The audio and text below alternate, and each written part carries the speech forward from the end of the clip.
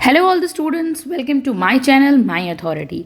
आज की इस वीडियो के अंदर जिस टॉपिक को हम कवर करेंगे उस टॉपिक का नाम है international covenant on civil and political right, जिसे शॉर्ट में ICCPR international covenant on civil and political rights कहा जाता है।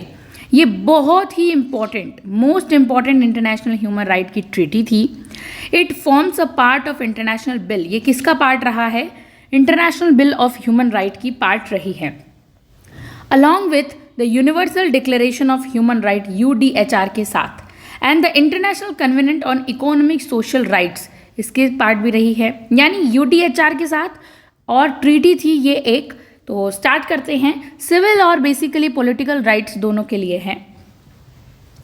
जो ICCPR है वो सीक करती है कि प्रमोट करती है पॉलिटिकल और सिविल राइट्स को फॉर पॉलिटिकल लिबर्टीज़ के लिए, okay, of individuals and imposes binding obligation, यानी ऐसे बाइंडिंग ऑब्लिगेशंस को थोपती है कि ये दायित्वों को आपको निभाना पड़ेगा स्टेट के ऊपर, on the state that are party to it. Historical background समझते हैं कि कैसे इसे अडॉप्ट किया गया था, कब जब इसे एडॉप्शन मिला था, तो क्या इसका हिस्टोरिकल बैकग्राउंड रहता है। तो ICCPR was adopted by United nation general assembly के द्वारा 16 दिसंबर 1966 को इसको अडॉप्ट किया गया था। ये डेट इंपॉर्टेंट है। यूनाइटेड नेशन जनरल असेंबली 16 दिसंबर 1966 को ICCPR को अडॉप्ट किया गया था। थ्रू कौन सा रेजोल्यूशन था? थ्रू 2200A 12th रेजोल्यूशन के द्वारा जो है इसको 21st रेजोल्यूशन के द्वारा इसे अपनाया गया था। इट कैम इनटू फोर्स 23 मार्च, लेकिन ये अपनाया गया था 1976 में, लेकिन फोर्स में कब आता है? 23 मार्च 1976 में। अब देखिए 10 सालों के बाद जो है ये फोर्स के अंदर आता है, okay. After being ratified by the required number of states, ताकि कुछ कंट्री इसे रेटिफाइड कर दे, ओके। उसके बाद द नीड ऑफ इस तरह के सच कन्वेंट, इस तरह की ट्रीटी की नीड क्यों थी? Arrows from the limitation of the UDHR, क्योंकि UDHR बहुत लिमिटेड था, इसीलिए उसको एक बहुत सारे ट्रीटीज़ बनानी पड़ी, क्योंकि वर्ल्ड बहुत बड़ा है और हर चीज़ को UDHR कैसे हैंडल करेगा। और जो UDHR है वो लीगली बाइंडिंग भी नहीं है, यानी उस पर इम्पोज नहीं की जा सकती है कि इसकी जो सारी शर्तें हैं वो सभी को माननी पड़ेगी कानूनी रूप से। UDHR बहुत लिमिटेड था, इसीलिए ऐसी ट्रीटीज़ बनी। द कोल्ड वार एरा, जिस टाइम कोल्ड वार चल रहा था वो era also influence the division of rights into 2 separate covenants. इसीलिए कोल्ड वार एरा ने राइट्स को 2 तरीके से बांटना ज़रूरी समझा। एक तो सिविल पॉलिटिकल राइट्स को अलग कर दिया गया और other hand economic social and cultural right को अलग कर दिया गया। तो ये 2 ट्रीटीज़ हम पढ़ेंगे डिटेल में। ये रिफ्लेक्ट करती है डिफरिंग आइडियोलॉजिकल अप्रोचेस, क्योंकि इन दोनों की अप्रोचेस अलग अलग हैं, इनके दृष्टिकोण भी अलग अलग हैं between capitalist and socialist blocks, क्योंकि कहीं पर अपनाया गया ICCPR और किसी ब्लॉक में अपनाया गया ICESCR को। ऑब्जेक्टिव एंड सिग्निफिकेंस देखते हैं। जो ICCPR है उसका एम था इंश्योर करना कि हमारे पॉलिटिकल प्रोटेक्शन हो सके सिविल और पॉलिटिकल राइट्स की, यही मेन एम था। These rights are typically negative rights, और ICCPR को नॉर्मली क्या कहा जाता है? नेगेटिव राइट्स कहा जाता है। बहुत इंपॉर्टेंट है, इन तरह की राइट्स को नेगेटिव राइट्स के नाम से जाना जाता है, क्योंकि meaning they require the state refrain from interference, क्योंकि जो स्टेट है वो कभी भी नॉट इंटरफेरेंस वाली अपनी पॉलिसी अपनाता है, इंटरफेयर नहीं करता है इन सब राइट्स में। जहाँ नॉन इंटरफेरेंस हो वो सारे राइट्स, जहाँ स्टेट नॉट इंटरफेयर हो वहाँ सारे राइट्स नेगेटिव कहलाएंगे, okay. They are essential for individual freedom, ये ज़रूरी थे व्यक्तिगत स्वतंत्रता के लिए, डोमेस्टिक डेमोक्रेटिक लोकतांत्रिक समाज के लिए, गवर्नेंस सरकार के लिए, और मानवीय गरिमा के लिए बहुत ज़रूरी थे ये टाइप के rights. The ICCPR is legally binding upon states. जो ये ICCPR है ये जो है लीगली बाइंडिंग था, यानी इसको कानूनी रूप से बाइंड किया गया था, मानना पड़ता है स्टेट को, that are party to it, and the required respect, इन्हें चाहिए सम्मान, प्रोटेक्शन फुलफिल चाहिए, ये सभी को फुलफिल हो, एंड इनरिच द कन्वेनेंट, ताकि ये ट्रीटी जो है वो सही तरीके से फ्लरिश हो सके। जो ये कन्वीनियंट है इसका स्ट्रक्चर समझ लेते हैं। The ICCPR consist of preamble, इसमें प्रीएम्बल दी गई है और कितने आर्टिकल्स हैं, 53 आर्टिकल्स दिए हुए हैं। UDHR में कितने आर्टिकल हैं, 30 आर्टिकल हैं। उसी के साथ हमें ICCPR को याद रखना है, इसमें 53 आर्टिकल है, इंक्लूडिंग प्रीएम्बल भी है। डिवाइड इनटू 6 पार्ट्स, और 6 पार्ट्स में ये बंटे हुए हैं। पार्ट 1 की बात कर लेते हैं, जो आर्टिकल 1 क्या कहता है कि recognise the right of all the people of self determination, okay, including the right to freely determine their political status and economic social development। सभी व्यक्तियों को अधिकार है सेल्फ डिटर्मिनेशन का, वो चाहें फ्रीली अपने आप को पॉलिटिकल स्टेटस में इंक्लूड कर सकते हैं, ये राइट। आर्टिकल पार्ट 2 जिसमें आर्टिकल 2 से 5 तक इंक्लूड है, ये है पार्ट 2, जिसमें लेज डाउन जनरल ऑब्लिगेशन, कुछ सामान्य दायित्व हैं ऑफ स्टेट पार्टीज़ के, कुछ स्टेट के सामान्य दायित्व बताए गए हैं। जो ऑब्लिगेशन है, दायित्व क्या क्या है, respect and ensure all rights without discrimination, सभी राइट्स को बिना किसी पक्षपात के लोगों को देना। प्रोविज़न ऑफ इफेक्टिव रेमेडीज़, कुछ इंपॉर्टेंट उपचार भी बताए गए हैं, प्रावधान है रेमेडीज़ के। Recognization that no restriction on degradation of rights can be made except under legally allowed circumstances, ऐसी परिस्थितियां जहां एकदम लीगली अलाउड हो कि सिर्फ और सिर्फ राइट्स के साथ रिस्ट्रिक्शन लगाया जा सकता है, वहीं सिर्फ राइट्स खत्म होंगे, अदरवाइज राइट्स को कहीं भी उल्लंघन नहीं किया जा सकता।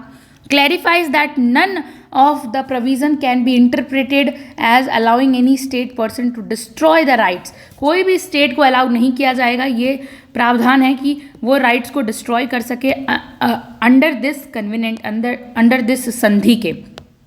पार्ट 3 में 6 से 27 तक आर्टिकल इंक्लूड है, जिन्हें substantive civil and political rights कहा जाता है। तो ये जो पार्ट है, list the main rights of protected under ICCPR, और इसी लिस्ट के अंदर 6 से 27 तक जो पार्ट 3 है, जैसे इंडिया का फंडामेंटल कौन से पार्ट में आता है, पार्ट 3 में आता है, बहुत इंपॉर्टेंट है। वैसे ही इसका भी पार्ट 3 बहुत इंपॉर्टेंट है, जो कि वास्तव में ये पूरी लिस्ट का मेन राइट्स इसी के अंदर प्रोटेक्ट किए गए हैं। जैसे राइट टू लाइफ आर्टिकल 6 है, ICCPR का है article 6। Freedom and torture from cruel inhuman degrading, ये आर्टिकल 7 की बात है। Freedom from slavery and force labour article 8 कहता है। Right to liberty and security person 9। Right to detainees and prisoners article 10।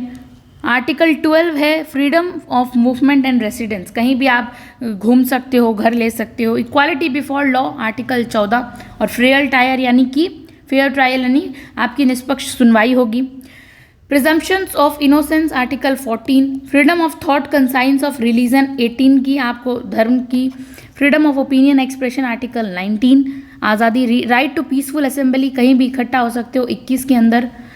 Freedom of association article 22। आपको बिल्कुल भी confuse नहीं होना है कि इंडिया में तो जो आर्टिकल 21 है वो तो आर्टिकल 21 तो आपके राइट टू लाइफ की बात कर रहा है, और यहाँ पे पीसफुली असेंबली की बात कर रहा है, क्योंकि ये कन्वीनेंट इंटरनेशनल कन्वीनेंट है, okay.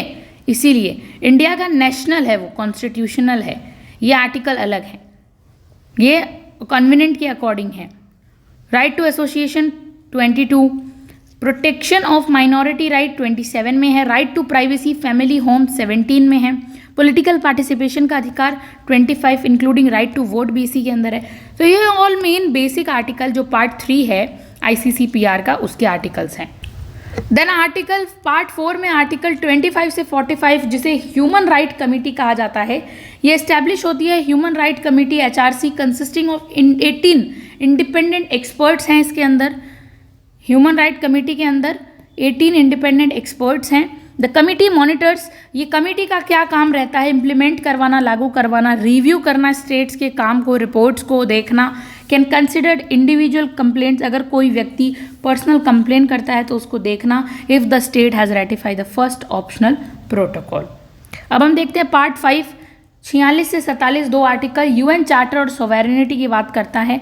Affirms that ICCPR does not affect by the provision of UN charter. इसमें कहा गया है ICCPR को बिल्कुल भी अफेक्ट नहीं पड़ेगा यूएन के कोई भी चार्टर प्रावधान से, और इसकी संप्रभुता है of the states regarding natural resources, और नेचुरल रिसोर्सेज में ये संप्रभु होगा, ओके। पार्ट 6 जो है 48 से 53 ratification and entry into forces में बात करता है provides procedure ratification accession amendments into forces, कोई भी तरीके में ये अमेंड कर सकता है, इसके पास ऐसी प्रोसीजर प्रोवाइड किए गए हैं। ऑप्शनल प्रोटोकॉल्स क्या होते हैं वो देखते हैं, इंपॉर्टेंट है। देखिए, ऑप्शनल प्रोटोकॉल का मतलब होता है एक एक्स्ट्रा एग्रीमेंट जोड़ देना ऐड ऑन मेन ट्रीटी के अंदर। जब भी हम मेन ट्रीटी के अंदर एक एक्स्ट्रा ऐड कर देते हैं कोई भी प्रोटोकॉल, ठीक है, जैसे कि कोई भी तरीके से कोई भी ऐड कर दिया हमने, जैसे कि allows individual submit complaints. First optional protocol 1966 हुआ था, इसमें क्या इंडिविजुअल्स को अलाउ किया गया था कि वो अपनी कंप्लेंट को सबमिट करवा सकते हैं टू द UHRC के अंदर, alleging violation of ICCPR by their government. अगर ICCPR के अंदर कोई भी वॉयलेशन हनन देखने को मिलती है तो कंप्लेंट कहाँ आ सकती है, HRC में। तो HRC को इंक्लूड कर दिया गया है इसमें। The state must ratified protocol for it apply, और स्टेट को फिर इस पर रेटिफिकेशन करना पड़ेगा। क्या है सेकंड प्रोटोकॉल 1989 का, पहला 66 का था। इसमें क्या किया गया था, AIIMS the abolition of death penalty. बाद में इसमें मृत्यु दंड पर ऐसा एम था, उद्देश्य था कि ख़त्म कर दिया जाए। State parties agree not to carry out executions with their jurisdiction, लेकिन जो बाद में स्टेट पार्टी है वो इस पर एग्री नहीं करती है क्योंकि ये उनके क्षेत्राधिकार से बाहर था, ये उनके क्षेत्राधिकार में था, इसीलिए। इम्प्लीमेंटेशन एंड मॉनिटरिंग करते हैं, अब देखते हैं स्टेट रिपोर्टिंग कैसे होती है, रिव्यू और जनरल कमेंट्स क्या होते हैं। इम्प्लीमेंटेशन एंड मॉनिटरिंग कैसे की जाती है, निगरानी कैसे रखी जाती है और लागू कैसे करवाया जाता है इन राइट्स को। State must submit regular report, state को हमेशा रेगुलर तरीके से रिपोर्ट सबमिट करनी पड़ेगी, इनिशियली विद इन 1 ईयर में, और पुष्टि करनी पड़ेगी उस चीज़ की, रेटिफिकेशन होगा। देन एवरी 4 ईयर्स में उसका होगा। On how the rights are being implement, क्या वास्तव में ये राइट्स इम्प्लीमेंट हुए हैं या नहीं। Review by human right commission, इन्हें रिव्यू करेगा। The committee examine reports and issue concluding observation and recommendations, सिफारिशों को देखेगी। जनरल कमेंट्स होंगे। The committee issue authoritative interpretations and various article of the कन्वेनेंट।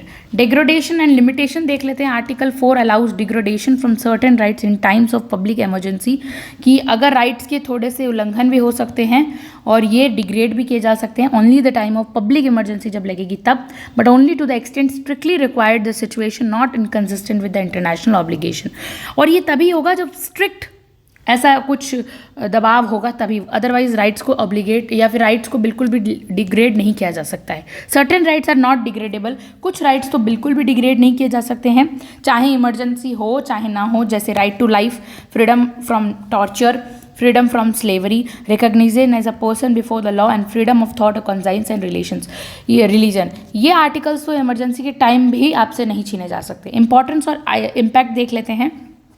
The ICCPR has been ratified over 170 countries में, आज ये इस चीज़ की पुष्टि की जा चुकी है और कॉर्नर स्टोन बन चुका है ये इंटरनेशनल ह्यूमन राइट लॉ का। It has influence constitutional and legal reforms को इसने बहुत ज़्यादा प्रभावित किया, संवैधानिक और वैधानिक सुधारों को इसने बहुत ज़्यादा अपनाया है।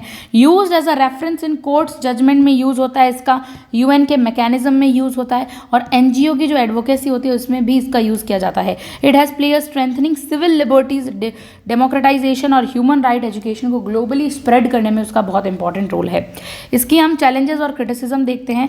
आज इन्फोर्समेंट इशू है, इसे लागू करने में बहुत इश्यूज आ रहे हैं। ह्यूमन राइट कमिटी है, लैक्स इन्फोर्समेंट पावर, उसके पास इसे लागू करने की पावर नहीं है। The decision are not binding, क्योंकि जो HRC के डिसीजन है वो बाइंडिंग नहीं है, वो ऐसे नहीं है, बाध्यकारी नहीं है मानने के लिए, ये नहीं है कि मानना ही पड़ेगा।